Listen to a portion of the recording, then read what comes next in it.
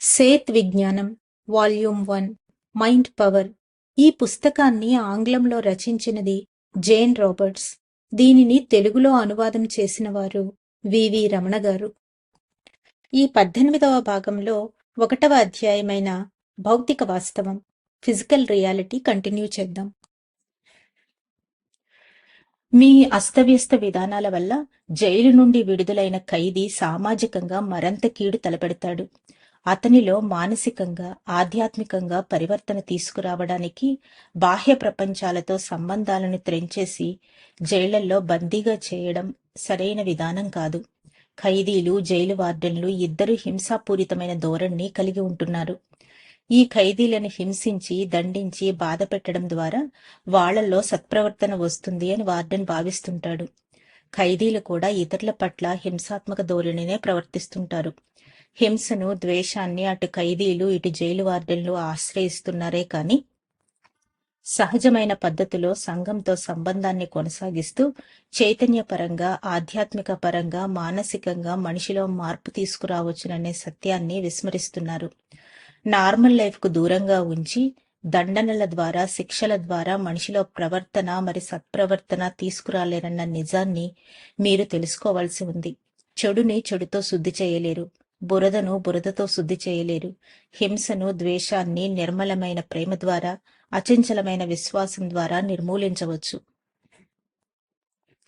దురదృష్టవశాత్తు మీ ఆసుపత్రుల్లో కూడా రోగులను ఖైదీలలాగా చూడడం జరుగుతుంది. ప్రకృతికి, నార్మల్ లైఫ్ కు దూరంగా ఉంచి దేహం సహజంగా కలిగి ఉన్న జీవరసాయనిక శక్తి, విద్యుదయస్కాంత శక్తి, చైతన్య శక్తులను అసహజమైన విధానాల ద్వారా చికిత్స చేయడం జరుగుతుంది.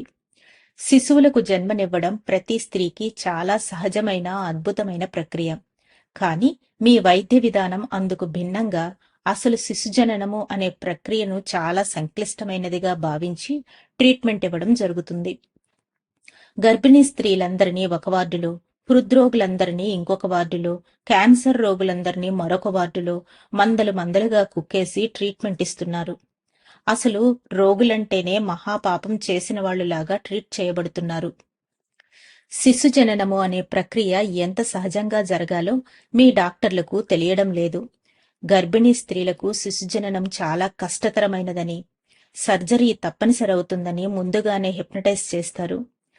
మీ డాక్టర్లు శిశుజననాన్ని ఒక సెలబ్రేషన్గా గుర్తించడానికి బదులు దాన్ని కూడా ఆసుపత్రులకు అంటగట్టి జీవశక్తిని కించపరుస్తున్నారు. శిశుజననము అంటేనే స్త్రీ భయపడిపోయేటట్లు మీ వైద్య విధానం నూరుపోస్తోంది. డాక్టరు, రోగి ఇద్దరూ మానసికంగా ఒకే ముసుగు ధరించి ఉన్నారు. జైలరు, ఖైదీ ఇద్దరూ మానసికంగా ఒకే ముసుగు ధరించి ఉన్నారు. మానవ జాతి తనకున్న శక్తిని ప్రేమ ద్వారా వ్యక్తపరిచినప్పుడు చైతన్య పరిణామం సవ్యంగా, అమోఘంగా కొనసాగుతుంది. అప్పుడే సహజమైన ప్రాకృతిక జీవితాన్ని ఆలింగనం చేసుకొని ప్రతి క్షణము ఆనందంగా గడపగలుగుతారు. అప్పుడే ఆత్మ ప్రబోధంతో మీరు స్వధర్మాన్ని ఆచరిస్తూ ఆధ్యాత్మిక జీవితాన్ని అనుభవించగలుగుతారు. భూభౌతిక ప్రపంచంలో మానవ జాతికి చైతన్య శక్తి పరిణామం పరంగా సామూహిక ఎదుగుదల కేవలం ప్రేమ ద్వారా మాత్రమే సాధ్యమవుతుంది. భూమి మీద శిక్ష అనే పేరుతో జీవాత్మలుగా చైతన్య పరిణామం చెందుతున్న మానవ జాతిని ప్రకృతికి దూరంగా జైళ్లల్లో బాధించడం చాలా హీనమైనది. జబ్బు పేరుతో ఆసుపత్రుల్లో కుక్కడం కూడా హీనమైనదే. మీ న్యాయస్థానాలు మనిషికి మరణశిక్ష విధించడం అనేది మరీ నీచమైన విధానం. మీ మతాలు కూడా మిమ్మల్ని ఛాందస భావాలతో బంధిస్తున్నాయి. మీరు దేవుడి కన్నా దెయ్యానికి ఎక్కువ భయపడుతున్నారు. సాతాను అనేవాడు లేకపోతే దేవుడు అనేవాడికి ఉనికి ఉండడం లేదు. పాపం, పుణ్యం అని ప్రతి క్రియకు రంగులు పులుముతున్నారు. మంచి, చెడు అని ప్రతి పనిని విభజిస్తున్నారు. మతాలు అనేవి మటుమాయమైపోయే రోజులు మీ భూమి మీద చూడబోతున్నారు. మానవ జాతిలో అందరికీ విశాల దృక్పథం అలవడాలంటే ఆధ్యాత్మిక విప్లవం వేగవంతం అవ్వాలి. అశక్తులుగా మీరు భావించినప్పుడు దేహం తన సహజ ఆరోగ్య రక్షణా శక్తిని కోల్పోతుంది. దేహం ప్రతి క్షణము తనను తాను హీల్ చేసుకునే శక్తిని సహజంగా కలిగి ఉంటుంది.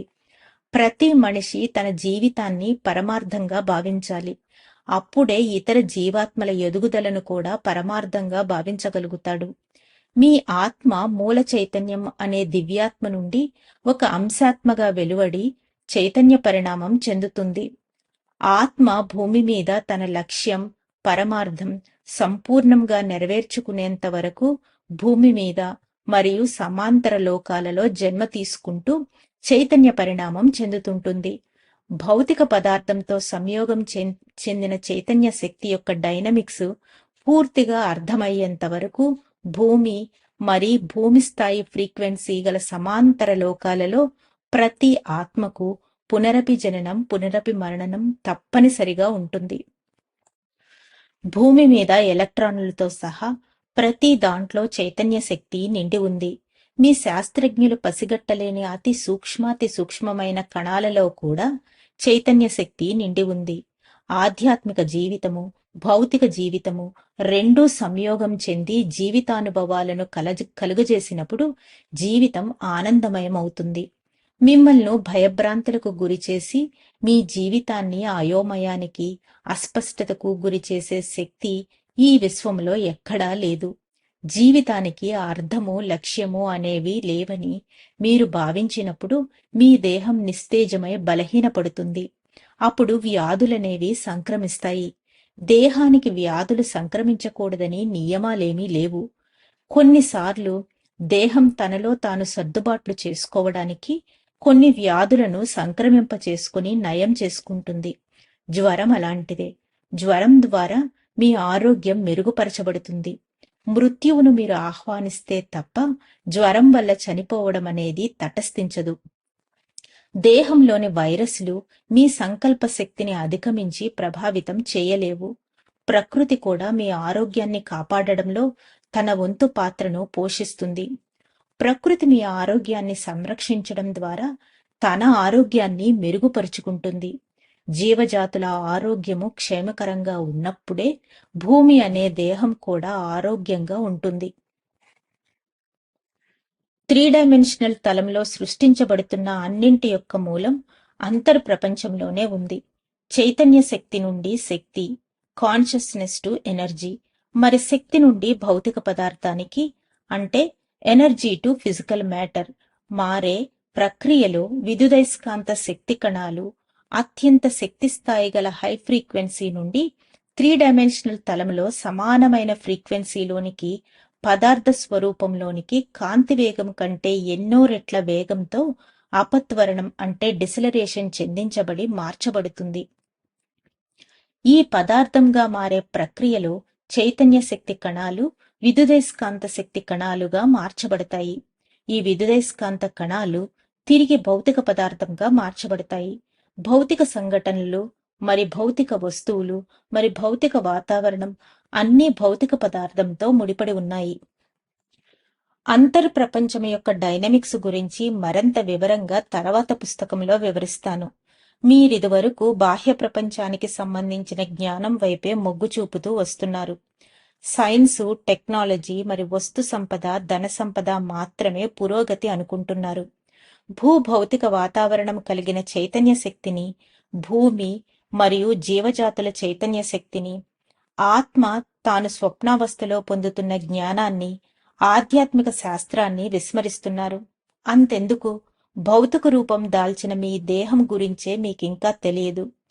ఆలోచనలు, ఫీలింగ్స్ ఎమోషన్స్ అనేవి ఈ 3 డైమెన్షనల్ తలంలో ఏ విధంగా భౌతిక పదార్థంతో సంయోగం చెంది జీవితానుభవాలను సృష్టిస్తాయో ఆ డైనమిక్స్ గురించి మీరింకా తెలుసుకోవలసి ఉంది. మీ దేహానికి వచ్చే సందేహాలు, సూచనలన్నీ బాహ్య ప్రపంచం నుండి వస్తున్నాయని మీరింకా విశ్వసిస్తున్నారు. మీ దేహానికి గల అనంతమైన శక్తి సామర్థ్యాలను విస్మరిస్తున్నారు. మీ దేహంలోని శక్తిని ఫ్రీక్వెన్సీ స్థాయిలను పెంచడం ద్వారా గతంలోనికి భవిష్యత్తులోనికి ప్రయాణించడం అనే ప్రక్రియ గురించి మీ ఊహకు అందడం లేదు. గతం, వర్తమానం, భవిష్యత్తు అనేవి మీ పరిమిత జ్ఞానంతో ఏర్పరచుకున్న ప్రామాణికతలే తప్ప కాలం అనేది అనంతమైన శక్తి స్వరూపం. వస్తు సముదాయంతో కూడిన బాహ్య భౌతిక ప్రపంచాన్ని అధ్యయనం చేసి కొన్ని నిజాలను నిర్ధారించుకోవాలని మీ శాస్త్రవేత్తలు ప్రయత్నం చేస్తున్నారు. మీకు కూడా అలాంటి నిజాలే విశ్వాసాన్ని కలిగిస్తున్నాయి. బాహ్య ప్రపంచం నుండి మీరు నిర్ధారించిన నిజాలన్నీ ఒట్టి మాయ. భౌతిక పదార్థం లోపల దాగి ఉన్న చైతన్య శక్తి గురించి, మీ అంతర్ప్రపంచం గురించి, జీవాత్మల అంతర్ప్రపంచం గురించి, మీ అంతర్ప్రయాణం లేదా ధ్యానం ద్వారా నిజాలను నిగ్గు తేల్చడమే అసలైన పరిశోధన, అసలైన పురోగతి.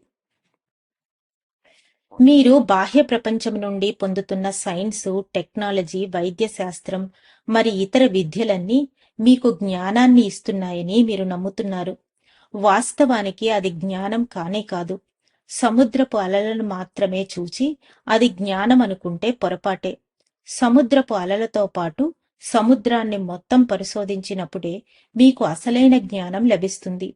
దేహం యొక్క జీవ ప్రక్రియల గురించి మీ వైద్య శాస్త్రానికి తెలిసింది చాలా స్వల్పం. మీరు తీసుకున్న ఆహారాన్ని జీర్ణించుకోవడం, దాన్ని రక్తంగా మార్చడం, రక్తాన్ని జీవశక్తిగా మార్చుకునే ప్రక్రియలను వివరించే స్థితిలో మీ వైద్య శాస్త్రం లేదు. మీరు జాగృతావస్థలో ఉన్నప్పుడు కంటే నిద్రావస్థలోనే దేహం తనకు గల అపరిమితమైన చైతన్య శక్తిని వినియోగించుకుంటుంది.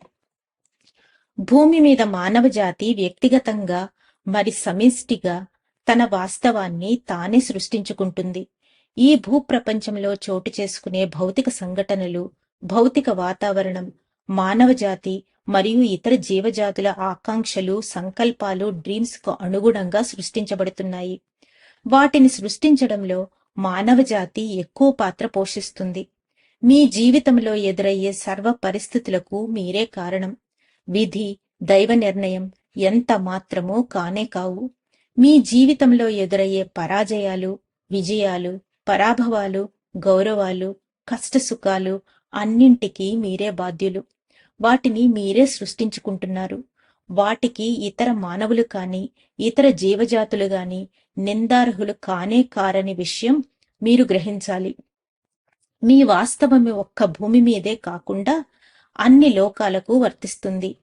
అన్ని లోకాలకు ఒకే సత్యం ఉంటుంది. ఒక లోకం యొక్క ఆధ్యాత్మిక పరిణితిని బట్టి అక్కడ ప్రత్యేకమైన ధర్మం ఆచరణలో ఉంటుంది.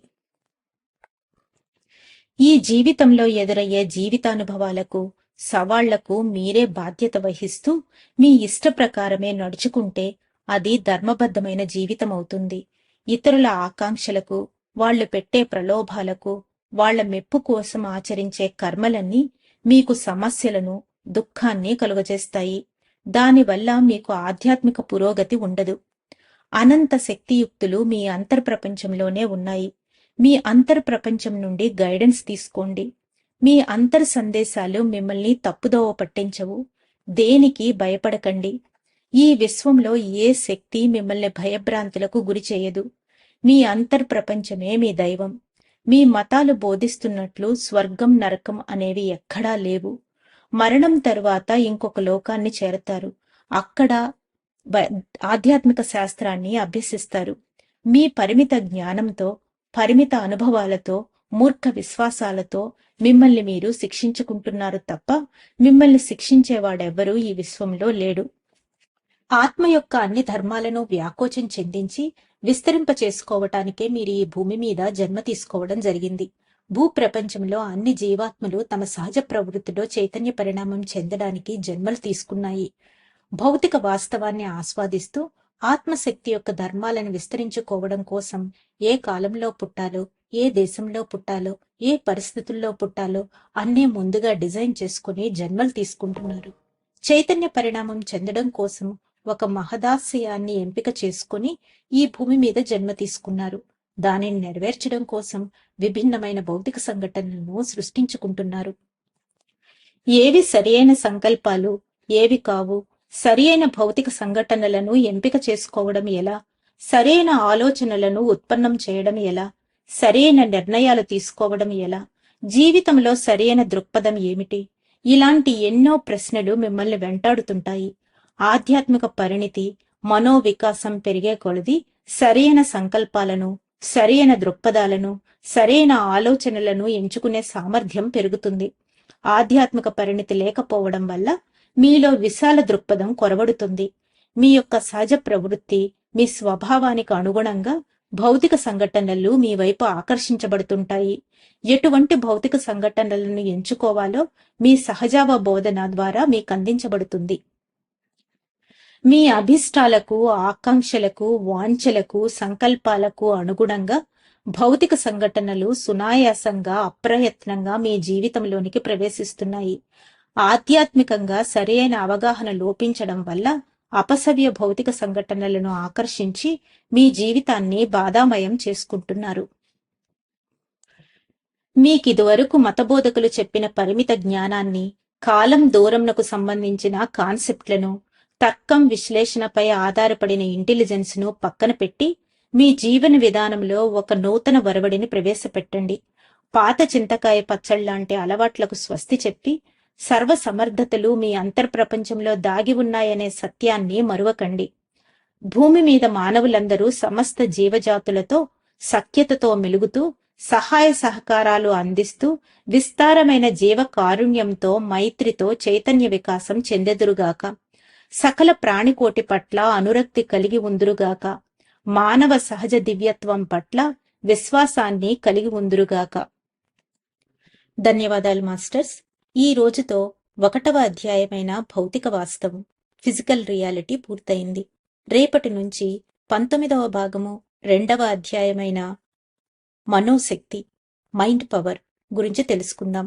అంతవరకు సెలవు తీసుకుంటూ పద్మజ.